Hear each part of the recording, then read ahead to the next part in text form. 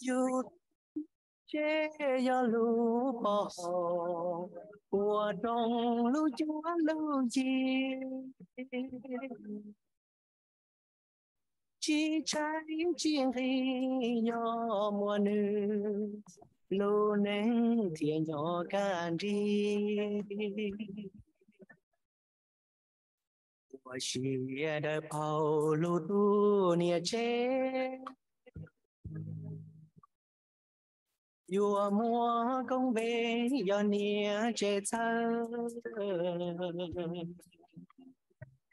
chỉ cho muốn chờ loạt anh loạt tu yuav chua lu lu yu tu nia chế o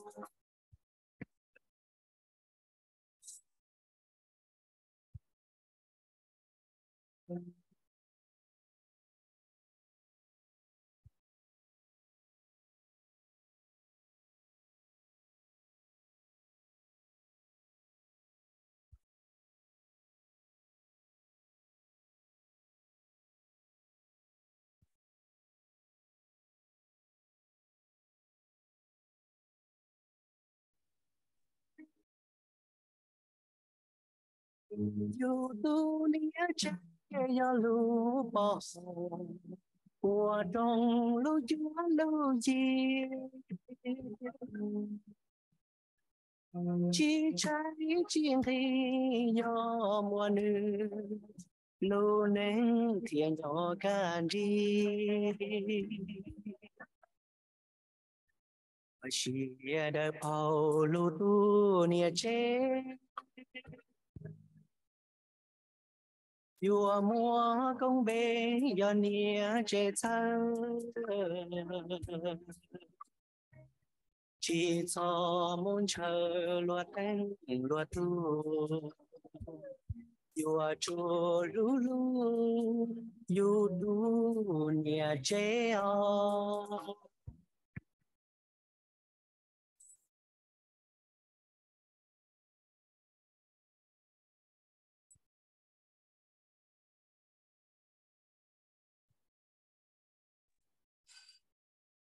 nhớ rong say trong này chỉ có tên là cho mọi thứ cho chuột nhớ tổng vào tổ chế nung nói giờ Thursday giờ lúc ở lì thì có trò xong ở phần này có bé rong share tất cả tổng chi này số của chùa sau tuần cho WIXK ý chí cho xuân cho cái phong yêu thiên tại luôn trong Minneapolis ít cho lúc lì từ cái bé mua ở trong tổ số của chùa tôi sĩ thà cái lù thiên mua lù tại chợ tại hậu luôn trong Minneapolis rồi trâu bây giờ làm mấy bé sạch nhau tại luôn trong Minneapolis họ program nó hữu của luôn trong Minneapolis ta có thể thay lại lòng để cái phong dương để WIXK thìเราไปใช้ช่องเทียรุ่นตรงนี้ประจักษ์จอว่าจะจัวตัดเทียตรงนี้จีก็ต้องจ่ายที่นอกก็หัวหูยังรุ่นตรงนี้ประมัวตรงนี้จ่าเทียแต่ฉันตรงยัดอยู่หมดเลยยัดไปช่วยในตรงจ่านู่นน่ะยังอินทุจังจังชื่อสังว่าไปตัวเราชอบอยู่ในตัวสิทธาไปสิทธาจะเกี่ยวว่าวันเราไม่ไปสัญญาต่อรุ่นตรงนี้ประเองมัวจะพอตั้งมันหัวเดีย hate crime我哋 hate crime 你又見中就離啲個要係能對背嚟，講愛我死背嚟，要嚟錢嚟，要嚟好longe money啊，plus 就俾咗能到大，要嚟錢啦。因為有你有知識嚟咗，有啲知道多啦，依人知道佢都有帶到落嚟咯，在當呢啲就呢啲多嚟落，khi呢都實通咗，揸車呢就乜乜揸添，就一度好亂咯。họ khi cái lúc thông chùa thiệt cho những tàu vật trên nó là chú trọng là giàu thiệt mỗi đây là ba hậu em biết sĩ thà cho thiệt hate crime kiến trung giàu năng và cái một xí là ya thiệt vì là ya lừa hại năng nó nhớ đó hậu luôn trong Minneapolis họ nữ họ rong ra của tôi họ chỉ sinh nhật số của chùa là ya ít tu và cũng như của họ lừa ok nhớ đó tao luôn trong Minneapolis họ chơi và họ luôn trong Minneapolis sẽ cái và city attorney là do thì lúc chơi và họ lừa hại cho chạy nhau luôn trong Minneapolis nên lúc bây giờ Mary Allen mình cũng từ họ chỉ sinh nhật số của chùa nó chỉ ta từ mùa ba lì từ ba chạy lừa số của chùa nó cho nên cho nhiều chỉ học program nó nhiều họ là mua để ta có thể tham gia là mua lừa trừ họ luôn trong Minneapolis là do cha tại họ luôn trong Minneapolis tôi một trong những chỉ có thể trả cái sự được bao thì ta chỉ nói cái nó hậu nhau nó cả hậu nhau luôn trong Minneapolis trong trả là chỉ ta lên đây cho cái ba chùa là mấy cái sinh này nữa họ trong trả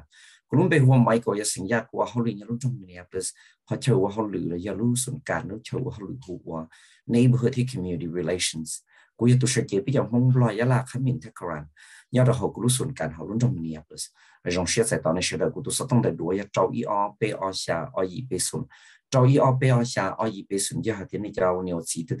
ต่อการพิชิตหาตายาแต่มัวลุ้นนู่นและชีนะเจ้หูต้นนูกูเต่าแล้วนะฮะถ้าต่อชิตหาแต่ชนอยสาเดสหูเกษตรต้องกูเลยเท็กซ์กูเลยให้ยาเต่าอีอย่างก็เลยนี่จะเอาเนี่ยจีจงเสียใจตอนนี้นู่นน่ะนู่นที่เปล่าแต่จะเกี่ยวเขาเลยเลย Thursday รู้อ๋อเลยดีกว่าเจ้าชงอ่ะพันธุ์ก็ไปพอก็ชื่อกันเลยจีเกี่ยนกันจะจงรู้เชื่อไปชิตหาโอเคเนี่ยเราช่วยกันแล้ว Welcome Mary Ellen to Hmong Radio WIXKs, and thank you so much to Sister Pa, always willing and very, very professional in the work that she does for the city of Minneapolis. Again, welcome. Please introduce yourself, Mary. Here to King, here, Sister Pa, to more back here, or to King the base show. What you know? Thank you for having me. I am Mary Ellen Heng. I am the head of the criminal division here in the Minneapolis City Attorney's Office. I have been a prosecutor for Minneapolis for 25 years, and we prosecute crimes that are committed by adults over 18 and that are punishable by up to 1 year in jail. The more serious crimes are prosecuted by the county, but I'm happy to be here. Mary Ellen, head nhất cho họ criminal division nhất cho họ luôn trong Minneapolis nó của tiêu họ liền nói tao năng có chi lúc xong là của họ cho họ liền nói này bé ôn này bé phóng trở nên cầu gì xong cho sáu trở nên một trò cờ cho lý ý xong họ với cho đồn đỡ lỡ rồi chị nếu ở trong khảo này mà đi họ phóng lỡ tàu mũ.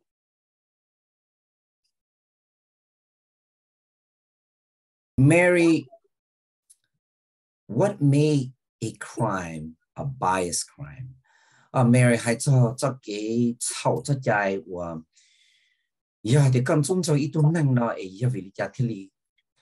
有女生的家庭里，我女到这了我还得样中做为，点解我死了呀？为的都能的要还能走呢，让家讨个他的边路。There are very specific factors that would make a crime a hate crime. If the crime was motivated by the person, the victim's race or the color of their skin, their religion, their sexual orientation, their national origin, they're not from the US originally, even if they have a disability, even such as being deaf or blind, those factors could make a crime committed against them a hate crime. Cho kế hoạch sổ chạy ở phía này, và kế một kiến trung sâu nó thì do kế hoạch sổ chạy phía vì thế do ít tu tin này là tàu trâu ở phía trâu vì thế cho nữa hải nơi này hải nơi thứ là họ kiến chân nhân chân chờ trong chờ đi trả nếu như bọn này là do chỉ này đưa họ dần nhẹ bọn này là họ nhẹ chỉ này là do người tua lúc tới trời từ tua là do người mua kế sử dụng khác tới tàu trôi xử lý lan chơi là do chỉ bỏ kế sử tới nói giờ để tụi tới nên tàu trôi chỉ chọn trôi là vì mua tới nó là để do cho kế hiệu sọt chạy do kiến trung xong đó là. Mary, for crimes to be enhanced if committed, can you share with us the characteristic of how it could be enhanced? Giờ thì ý tôi nên tự what炒做在咯，还从中做，有啲还做给炒做在哪住呢？你冇人借一个呢，伢多位啲呢，让中做路都啲能位了呀，爱冇事报了呀啲，你路节目冇报呀啦，你半年不只能跟主位啲，你上领导呢，还容易家教我。我那么把炒我和炒呢问伢了煮伢们知道也容易讲。Sure, Michael. The best example is an assault. So if you were walking down the street, Michael, and I bumped into you and just punched you in the face, that would be a misdemeanor, the lowest level assault. But if as I punched you, I called you a racial slur, or I said, go back to your country, something like that, my assault, my punch of you was motivated by your cultural, your national origin, things like that. And so if we have evidence that that was why the person assaulted you, we can make that assault a more serious crime than if we don't have that evidence. And it was just, I punched you because I was having a bad day. Okay, Michael. Giờ mà bị chữ rồi, giờ lúa gì hay tiền đầu tiên này nè, giờ bị xả li của tao kể của bỏ cái của chơi li mua con đầu tiên gì nè, của tiền đầu coi kia xứ, giờ lúa gì nữa chơi giờ lúa gì mình nữa. Từ khi mà giờ tiền thầu cũng đầu con đó, của hay tới cho lúa xử lý thế, chắc là lúa có tới chờ rồi tới cho lúa hay cho có hay nên nè, nó chơi lúa là giờ bị mua bỏ phim rồi bị mua bỏ thơ hay tiền mua họ kể nữa, tao hay cho lúa nữa nữa nè.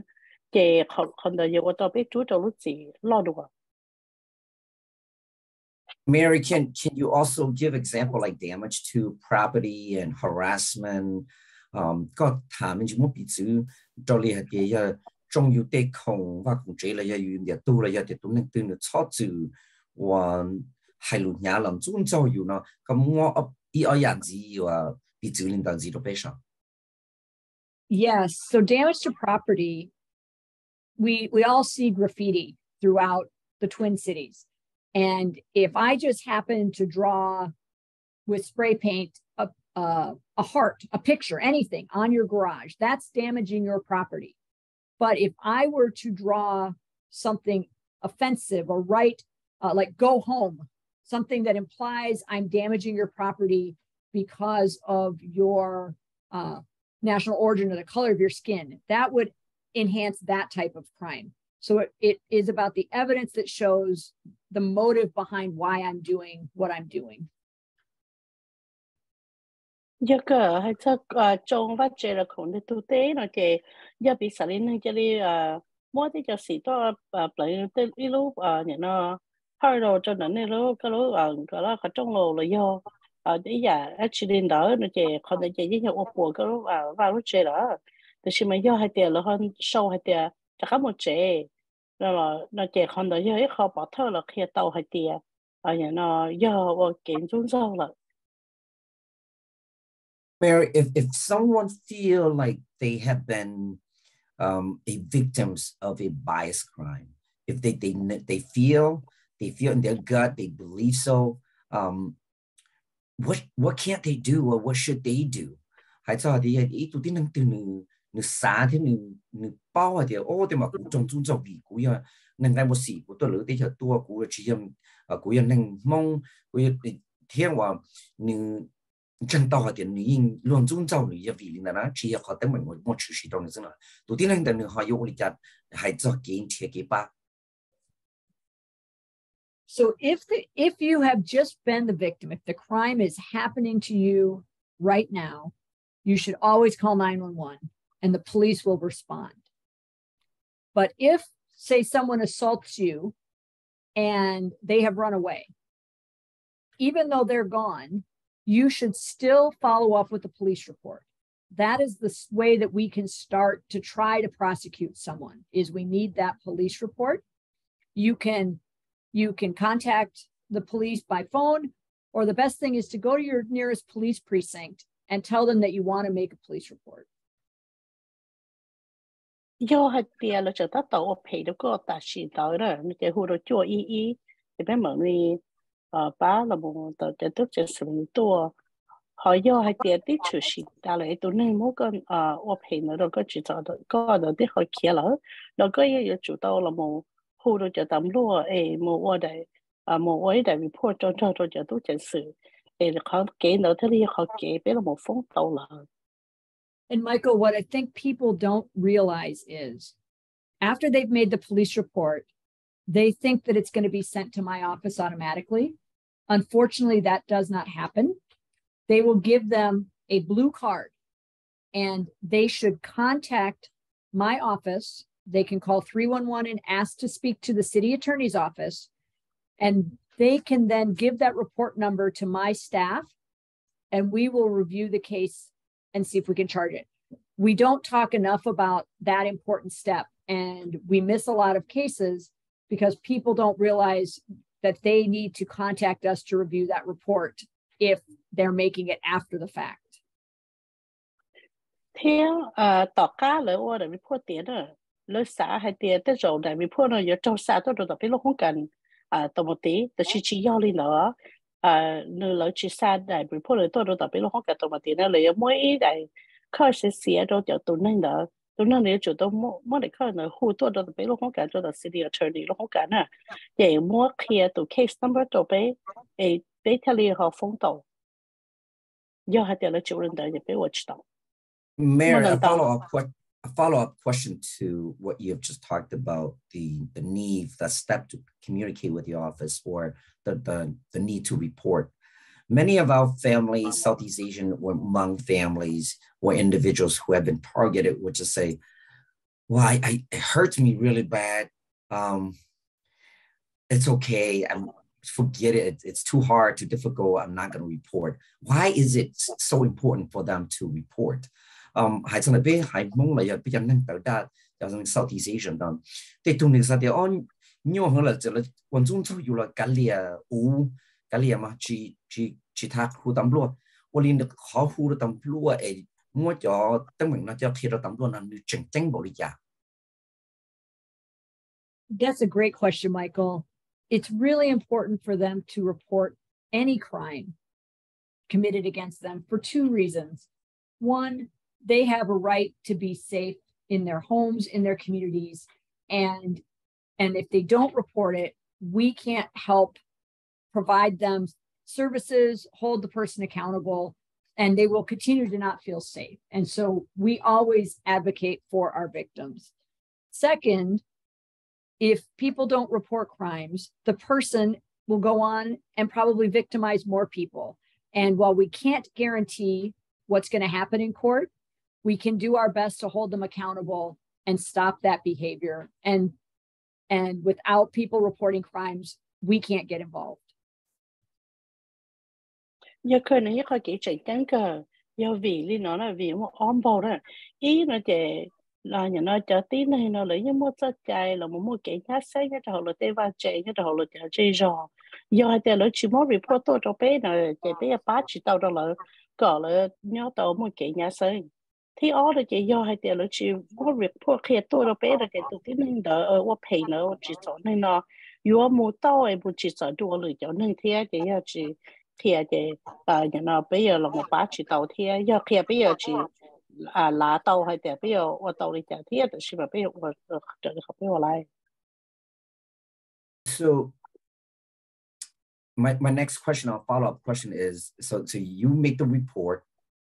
and then that person get charged with a crime with a bias crime. What happened to that person? You know, you hear the blue to sue, and you thought to be non will pay or pay you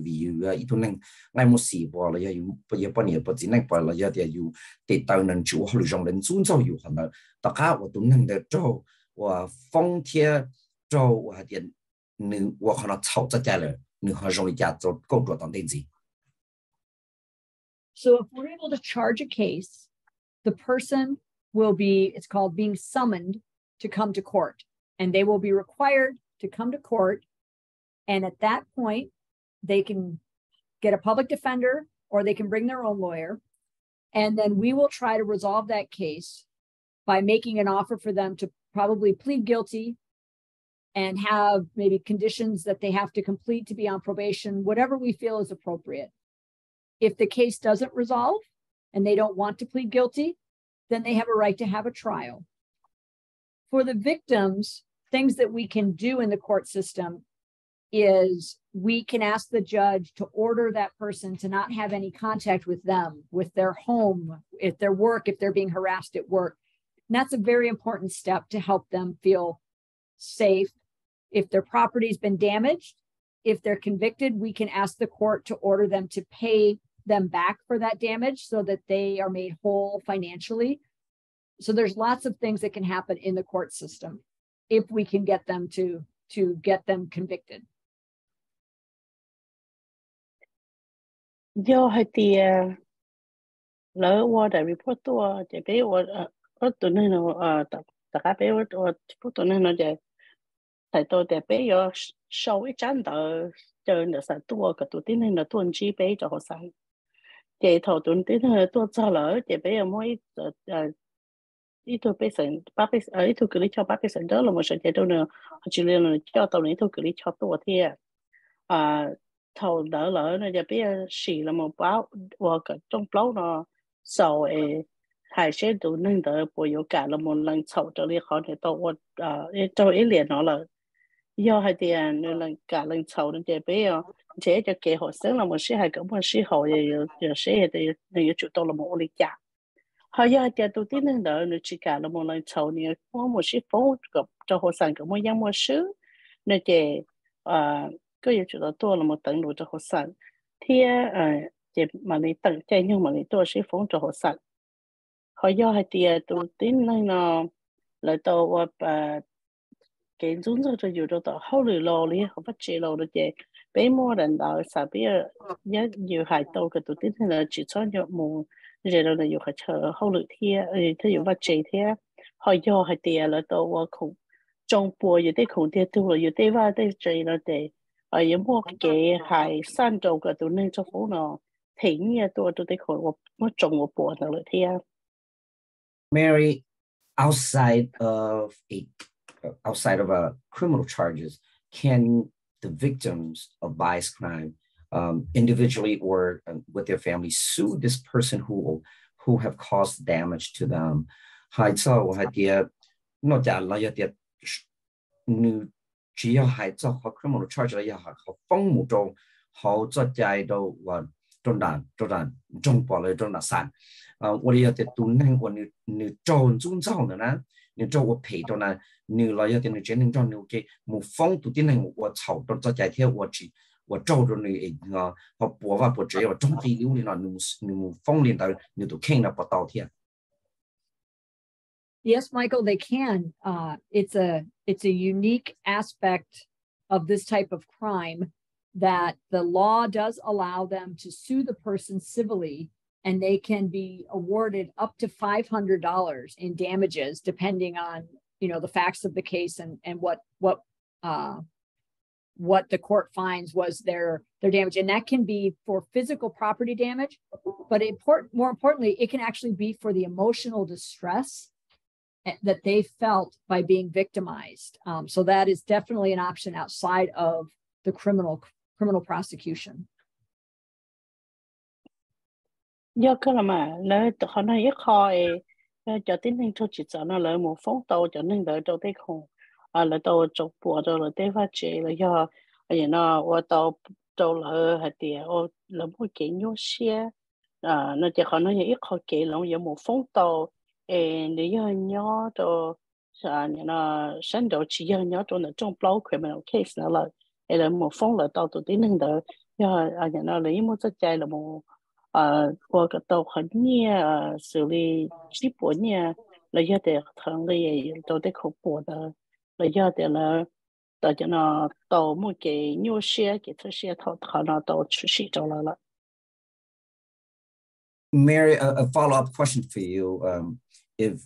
we talked about the need for people to call 911 and report, and the follow-up steps of the attorney, the city attorney's office, and outside of criminal charges, the Civil Rights Department in Minneapolis, can they also go file a discrimination complaint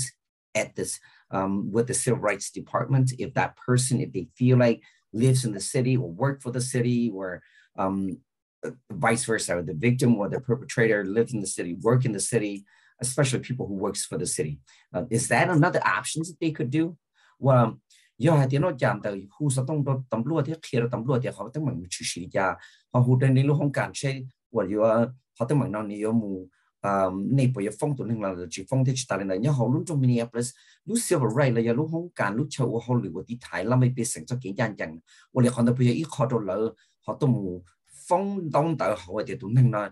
họ lựa nhớ họ bỏ lại tiền nhớ họ lúc trong Minneapolis bỏ lại tiền nhớ họ lúc trong Minneapolis là giờ thì ít tu truy chuan là lụa bờ chỉ còn vì nên尊重有人cái等有嚟有到傾嘅有人cái等有人cái等冇事呢，可能俾一開我到日子嗰啲人講嚇我到天。Yes, our Civil Rights Department has an investigative division, and they are tasked to investigate charges of discrimination. And so if someone does not want to pursue criminal charges, or even if they do, they can still contact civil rights and do both. They can contact civil rights by calling 311. They can go on to the city's website and search the word discrimination, and there'll be forms online in their language, or they can simply come down in person to the service center in the public service building down here in City Hall, and they can file a complaint for the Civil Rights Department to investigate. And they can do that in addition or instead of filing criminal charges. Mà ở tàu cái bây giờ lúc không cần cho civil rights nhá cho ở nơi liên thông Minneapolis, bây giờ cái tôi tính này cho chỉ cho ở kiến trung cho thì nó là chỉ xã là một phần cho tôi chẳng sự là giờ thì là xã hội ở đó xí lên thì là ở tàu này là ở tàu lên đó là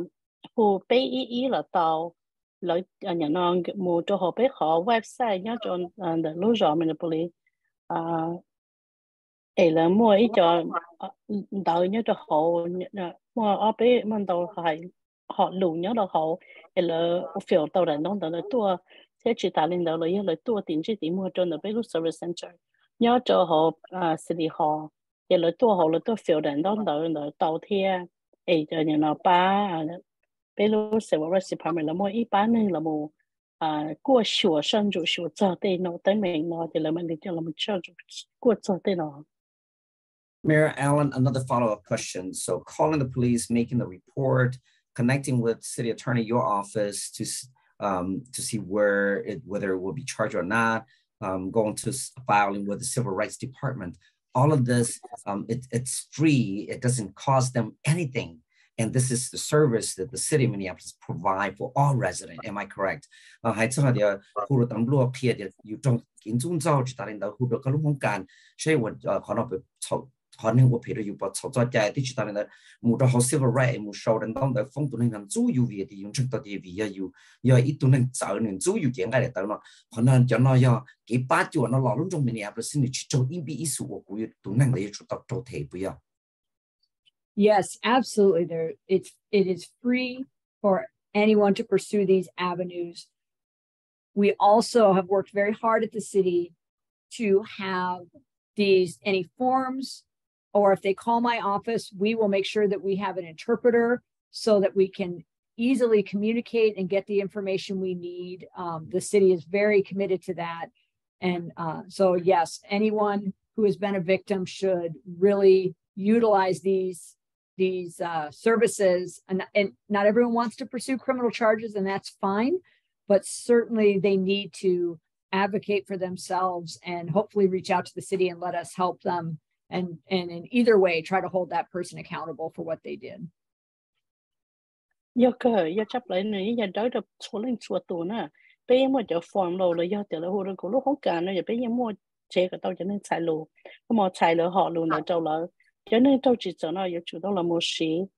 để cái bát thơ bên mua nó nè chỉ giờ để giờ số lên số tù nè số lên số xã là một phone nên nó từ khi mà là yêu chủ đó là một bát là tụ khinh thiệp thì họ là một món chọn phiếu chọn đó thì gọi là cái bát đó là tụ khinh thiệp. Mary, if someone who's listening right now on our discussion right here online and they wanted to report a crime that they believe it's a bias crime, what's the best way for them to do that right now? Yeah, thì tôi ít tôi làm việc với sinh tác động lòng biết sĩ thản nói nên chân tàu thì ô cũng nhiều có trong trung châu lấy nhiều có phải được cú vị cũng chân tàu thì cú giờ nên mong bỏ những cái một gì bởi giờ của tôi nên tôi想khác mà nên giờ là who là một report là giờ từng thiết kế ban được rồi mình họ dùng chấp lại rồi người ta sẽ nói giá trị. If they want criminal charges, the best thing to do is go to the police department, the police precinct in their neighborhood. If they can't or are not able to get to the police, they should call our office and we'll help get a report made for them. We'll have the police get in touch with them. And for civil rights online, if they have access to the computer, otherwise you call 311 and let us assist them in making that report. Do hai thì lỡ nhà nó tắt tỏ chỉ sĩ rồi thì xin nó là thì lỡ cái chi mua đồ tao cho tôi chẳng sự nó không cái nhất rồi là thay chạy là nhon đó họ chỉ li lò hu đồ của nó không cần bây giờ tàu thia chỉ li là mua đồ the city hall là mà li họ qua tàu là nào thia. Mary,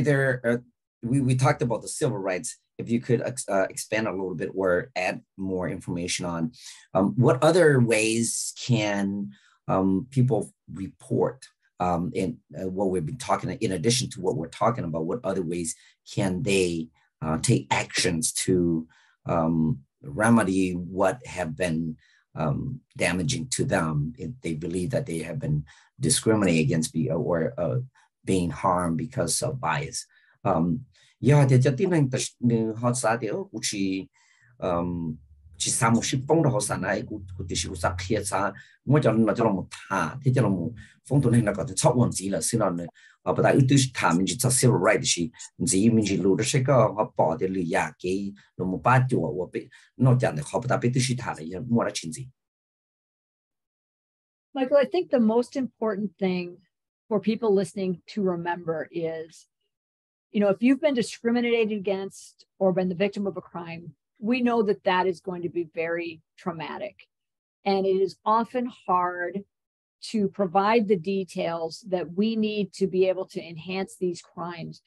But it is very important that they advocate for themselves. And as hard as it is to tell us what the person said or what they wrote or give us that evidence that allows us to pursue the discrimination claim civilly or the criminal charge. And I know often it's embarrassing, it's hurtful, but we often find those facts out so far down in the process that we aren't able to enhance the charge.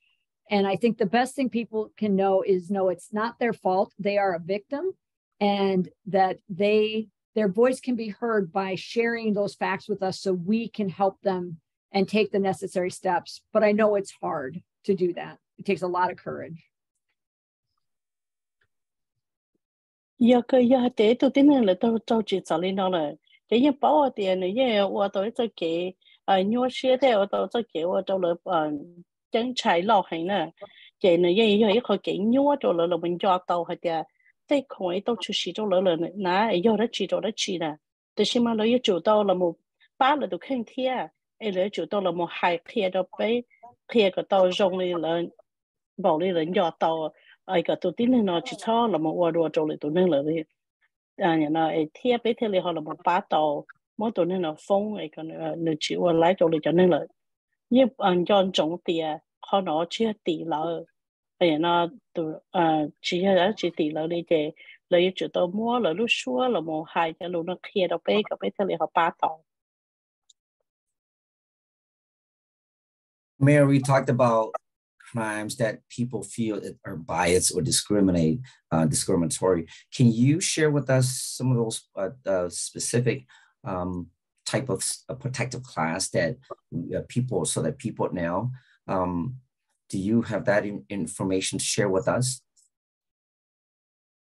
Hay cho địa cho nên luôn尊重有啥的哦，我包的嘛人尊重古vị古样，能该么事包就古样，你么么更包，人做古些好等忙啊，去的是做古vị就中了的呢。我哋嚟講我，比如我哋 protected class 嚟呀，叫我你ที่里我們接到嘅，即係尊重人尊重vị有呀，都能少了呢，可能叫 protected class 嚟呀，叫你呀要得去。Yes, so it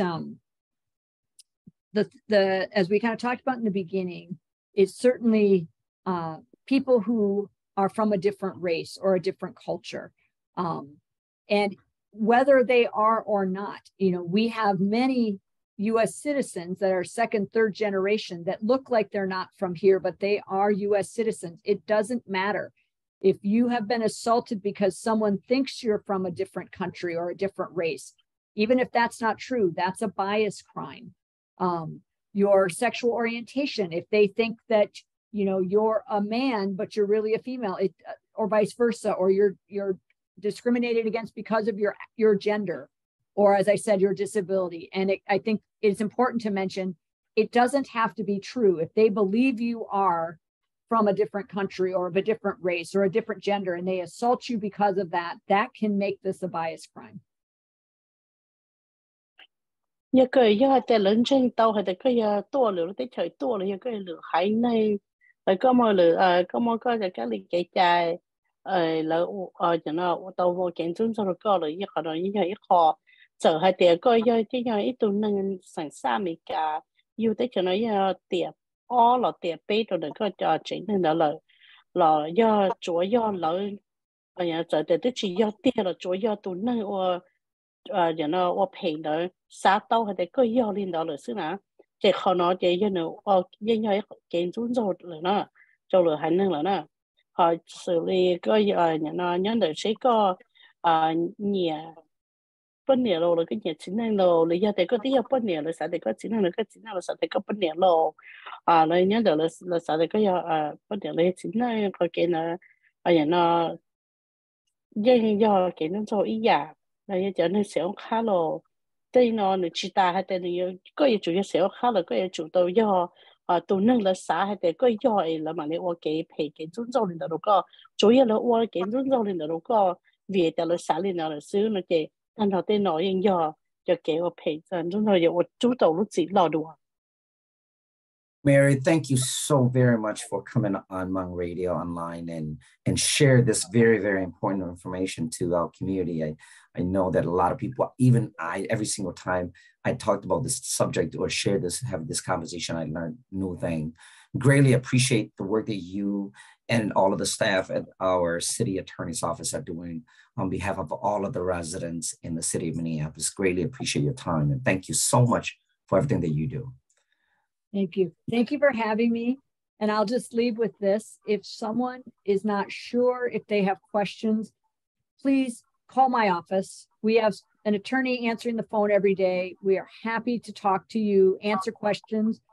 We may not be able to, you know, charge it. But we're here to be a resource, and please feel free to reach out to us. We're happy to have that conversation. Mary, what is the number to your office? The best thing to do is call Minneapolis 311 and ask to speak to the criminal division in the city attorney's office, and they'll put you right through. 我就能到了在岛补贴，要单位都得能了去保证了要去怎么路了去三通师好多的个路红干北美都鼓励唱，你对手动做成努力好多诶弄好多地到北到北塔也好给有好多的北就差不多有好多的好多到北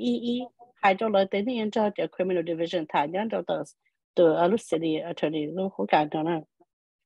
Again, Mary, thank you so much. Mary Allen Heng. The Sister Ba, thank you so much, Sister Ba, for coming on air as well and doing an excellent job every single time that we have a conversation online. And again, Mary Allen, thank you so much. Have a wonderful day. Bye-bye. 你这个等下可能变好是谈着我 Mary Allen 也我后来也到也都 Deputy Director 也到好伦敦 Minneapolis City Attorney's 好干也都 Deputy City Attorney 好子呢你好是他做的建筑就乱做个比刚来模式呀那只的知道人家的人做个一段人做个容易的人那个好模仿做也了目的太个都听呀我家把他 Mary 的他以后都讲是黑了来的都能那海里那我里那我陪里那照顾知道那个户给我到的 City Attorneys 很干不大的他了Mary 的他们之前讲到北这个户海路忙的故事那都忙他呢你嘛还得顾你们估计到么到哇 Criminal Division 也好 City Attorney 路很干的就来我那三么到那天弄到的我领导古的风到当落大了我考 case 呢，考的嘛，那你有冇得只狗对呢？这可能要一考到对是他贴了，你叫我牛子，差点嘛么？可能到美是他都是会就啊，听我叫路贴了你这个等查下的 hate crimes 啦，要见遵守到啲能嘅 view，點解我事要係能攞噃？嗱要 view 要這呢是我。只用出家出家的嘛，有想看这把罗把你讲来论遵照有理很多呢。你才能把木器一边里二边那地方扎个老，比如一家呀说呢就不会扎个老，他们叫路我差到好容易不是说你这个都能扎实了，才能把木一边呢大概几年里二边那停止。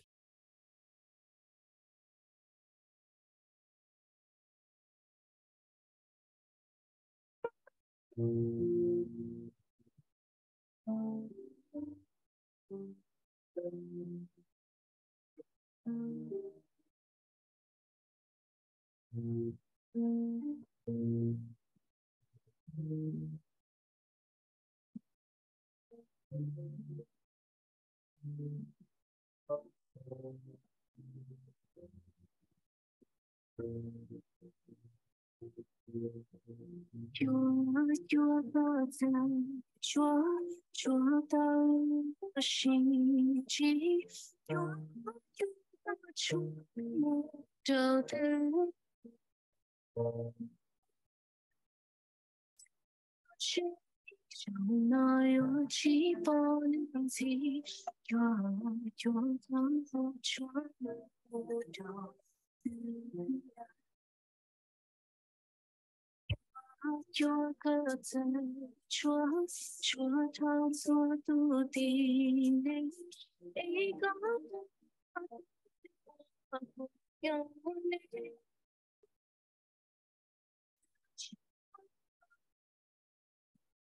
chính khẩn lao như chàng mà Chúa nín thở trong cô lưu mê xuống đi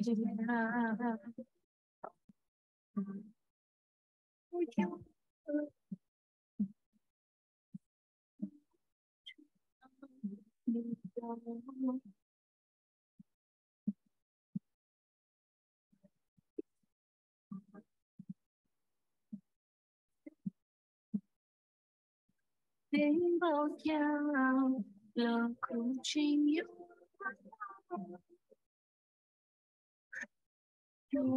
Chúa thơ Chúa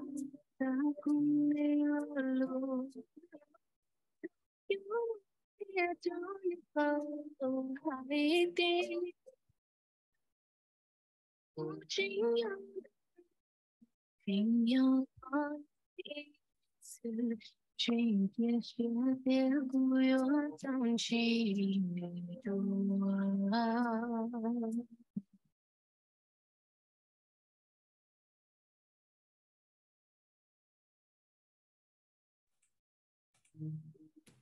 nhớ rằng là chỉ có thể trả bắt đầu biết thằng cho Mary Allen nhớ hồi lúc trong Minneapolis lúc đó city attorney lúc không cần hay cho hate crime về kiến trúc sau và lúc đó rồi vì cái khai để tới một xí rồi giờ liền hay năng rồi giờ và ý tôi năng xéo haเขาคนนอบอกเลยluôn trúng sauอยู่คนเดียวจะเขาจะnói của hate crime về the bias crime thì lên tới đó này cho nhiều gì nữa lúc trước đó lúc trong Minneapolis cái đó này chỉ có thể trả hay tiền bên mua cho sĩ hậu cho và cho nên chỉ có thể trả thứ sáu我老个有要审查了呀，被生阿美加呢，被我的 U.S. citizen 的呢 ，through naturalization， 可能才到底个有我审查美加，我能美加有了的条就是有多呢，有啥我审查呢，我讲到有我的家呢，就给把有鸟好对呢，就要路奥林那地能够知道呢，被我一路工程。有看到你叫我知一点，你有冇给把就让的给，叫我都话佢哋錯聽有冇幾期啊？啲個出在亂見啊！你就幾班人，有好多啲出大領導，好多種 Minneapolis 啊！你啲情況啊！你個要話老母運動到學話讓你變成物價啊！你就nên話學冇注意啲要把個都期個啲個要我哋講呢，人要到好多啦呢。出大領導啦，lúc xưa họ lúc vấn thi này có chỉ lúc ở liên tục nó nếu cứ lúc xưa họ có tầng đa số là một cái tầng đa số ấy biết họ tôi sẽ thả thế tôi mua cho 我给把脚呢，不到那么被生，看到那么被生了，就他自路上要搞么这个阿么大手呢，路上呢被个么查出啊，我 flu 了，要得 covid 个脚了，要咁我毛口脱的呢，么叫 vaccine 了，要叫出把查到那么被生天，诶，他你多呢，好得很鸟到路我超乎我 YMCA 鸟到 midway， 要一下周一这个 University Avenue。要然后成跑呢，路问题能够知啊，路二里那问题能够知啊，可能得到你叫牛子，他搞得身高么子高啊，等大树，要不大个的他了，要我 YMCA Midway 到一下周一用的这个 University Avenue 要轮中成跑了，也看到你叫你我自己的给有导致，他看到到的，个有啥我弄到我那边被生，你要路的就没干了。你好容易呀，那他呢都讲呢，路二零度那地方天能够知，地能够知，他搞定是做这个定大数，有啲你啥帮子呢？胡周一被就不捞周顺意义了，到周一被就不捞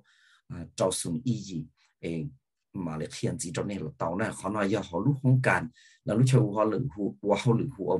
Office of Immigrant and Refugee Affairs， 你要all路好重的，路就我好路呢，一度朋友我給我們show。Rivera 那可能那种那叫我呢，我自己听个能查实的，就当你的好，那天还在路20度呢，你要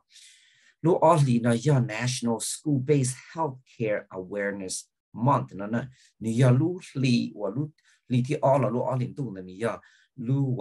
学校都单朝通不了的前面干咯，那个那么操作给我那刚好糊呢。nhớ rồi hỗ trợ chỉ cần tới đó này khi lên đó này cho nên nhiều gì thì nên chỉ một tung một kỳ cần tới nhớ rồi họ luôn trong Minneapolis là luôn trong là cả liệt thì thông lại thì mình cần nhận nhiều họ who National School-Based Healthcare Awareness Month lúc ở liên tu này giờ còn giờ để các tàu các cho mình tu nhiều tàu sát chua để tăng sĩ họ cái tàu này cho clinic này cho chơi một sát chua tham mộng nhớ họ thì cho là một sát chua lúc share mà thì bắt lúc share này lúc share cho là một số share ba cái你自己的找班叫做什么？现在到呢，天气大领导还点路中 Minnesota 呢，路省他自路省 Minnesota 呢，就 State of Minnesota， 你摸不到我给贴着我支付有的日子啊，呢就叫那我个整日都跟到才跟到是了一样个哩，我到底我对这那个呢哈，就哦去你我就考知道哈，只不过的因为就你那考目中的家了呢。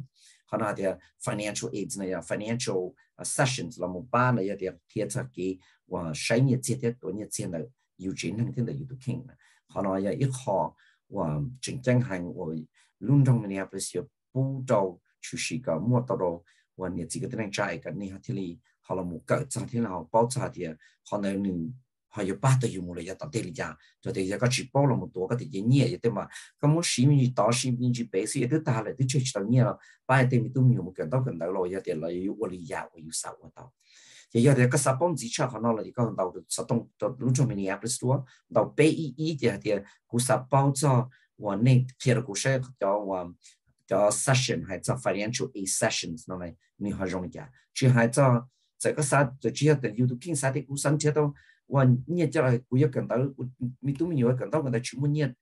我抄写了咯。你他到底是这的，跟到北一个做还的可能是，伦敦Minneapolis都放那么北一嘛，个有弄这呀，那就到单头里了，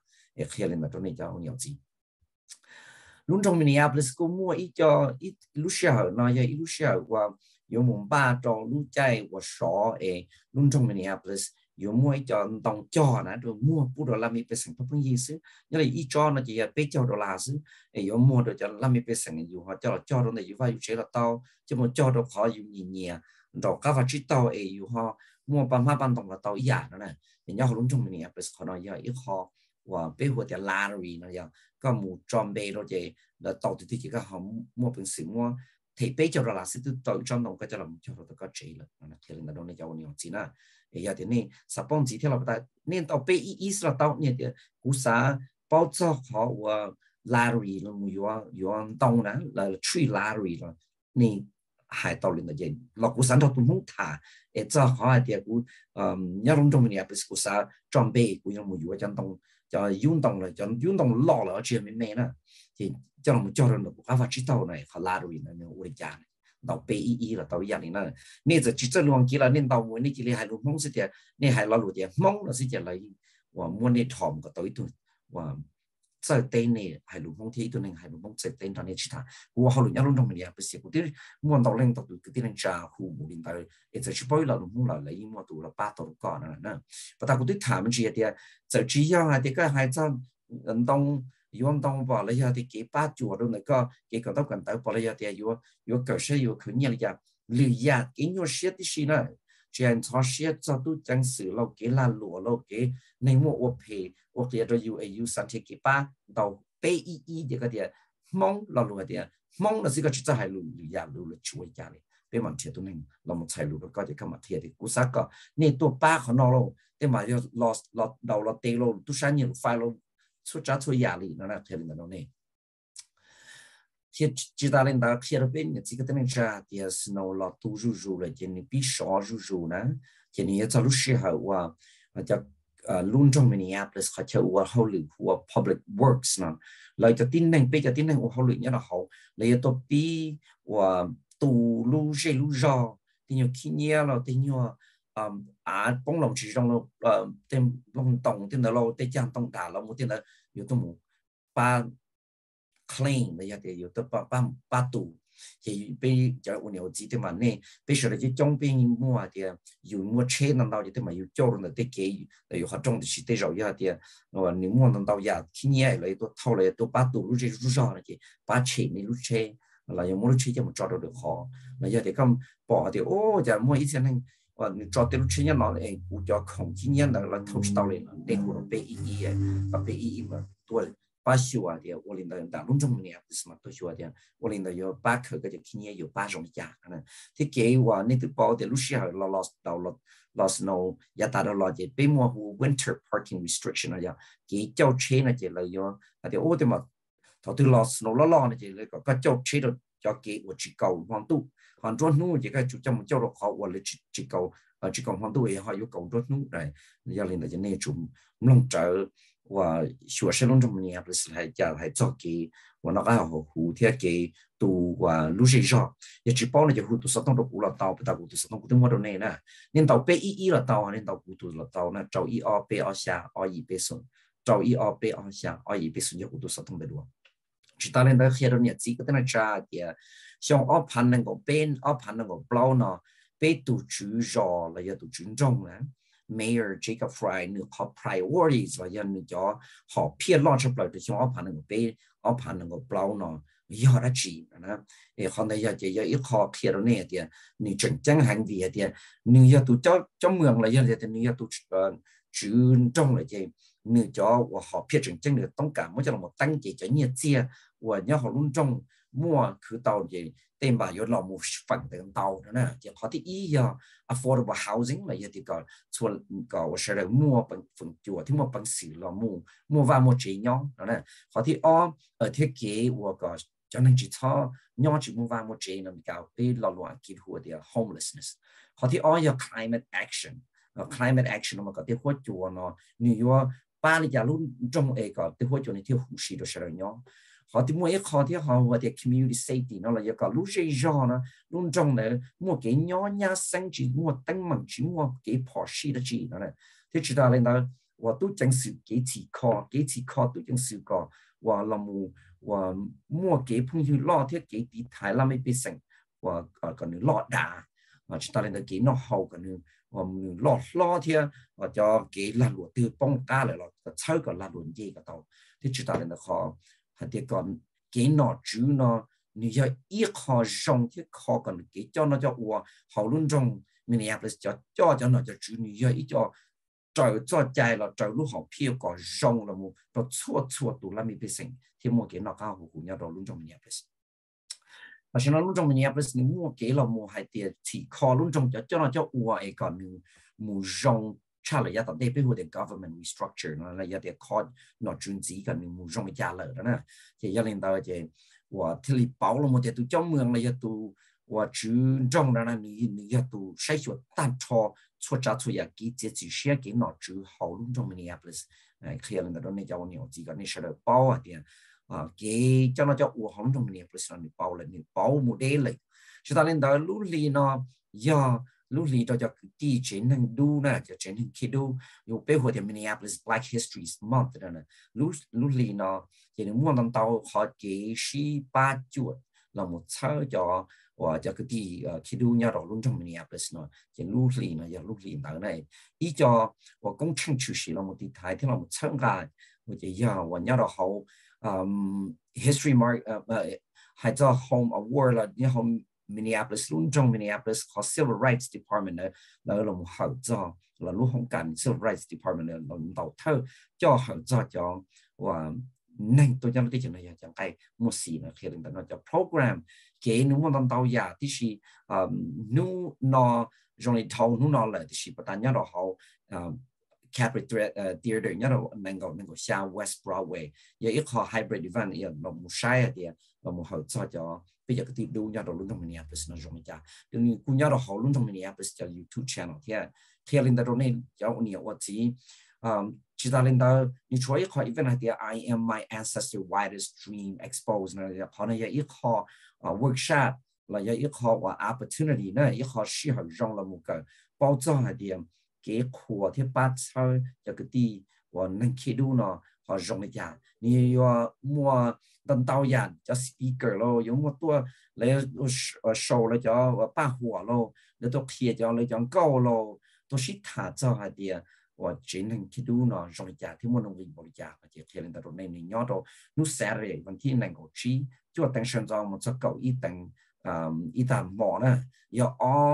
all day là in hung gọi nhau Minneapolis Convention Center ya based on East 2nd Avenue South này khi lên đó này cho nhiều gì là còn là vừa thì I am my ancestors wildest dreams exposed nó thì giờ lu Saturday yo lo tận đây nó giờ lu tỷวันที่1của chi là tỷ năng của chi là khi lên đó này cho nhiều chiều cái tiếng Anh rồi thọ cái sự chỉ nó khá là rộng cũng về vừa Michael ya ô tô sự chỉ cho mong lo ya là khá mình các bạn nhớ hậu cũng xuân cảnh cho họ được qua neighborhood community relations nhớ là họ luôn trong Minneapolis ô tô giao thông tại đuôi trâu y o pe o xa o y pe số trâu y o pe o xa o y pe số họ program này họ của luôn trong Minneapolis lo này cái phương diện là WIXK ý chí cho xuân thì họ phát hiện xong thiên luôn trong Minneapolis cho cái phương diện sầu huyết cho hay luôn mong lo tỏ luôn trong Minneapolis lo thì thọ cái sự chỉ kiến nó anh nhớ rộng xin chỉ đồ lý nhớ đi rồi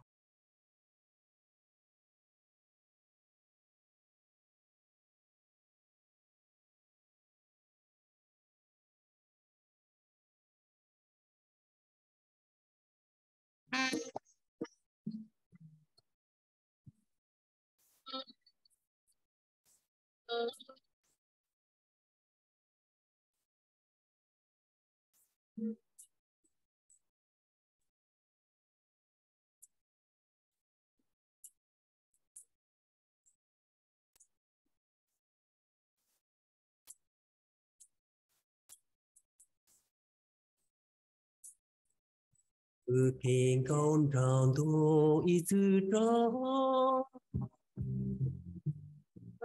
linh niệm câu nô thiệt xin câu liền y chỉ tu ở trong lòng bông tu chính cha thông không thiệt thì keng con học y ôn nhật gì dương cơ kỳ rong bao nô miệng câu niu thiệt xin trâu đi chỉ đâu lo chữ uang gà so kê chi nó chúa lui gì yêu cứ chỉ có mi chính câu sư vì ở gió mong thiên lo chỉ tao yêu chỉ muốn tao cho kỳ lúc chỉ muốn chờ lúa lên từ li mô lúa cũ muốn ở chỉ muốn đưa lên lúa xí anh chưa lo chỉ muốn lừa đi Hello, your chandu remote I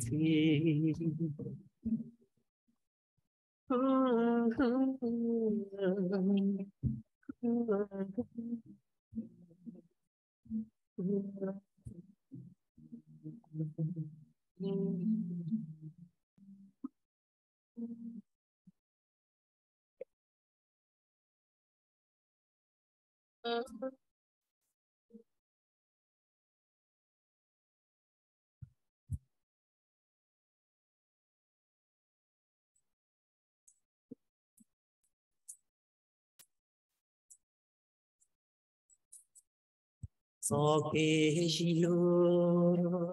you are Luigi. Your pretty comedy goes we are so long, hello, she told. Your cheap one out of the cheap on Chalolan, the limo. Loco, or cheap on the Lucy and Julia, Chipoladi, Hello, your chandu remote, I think.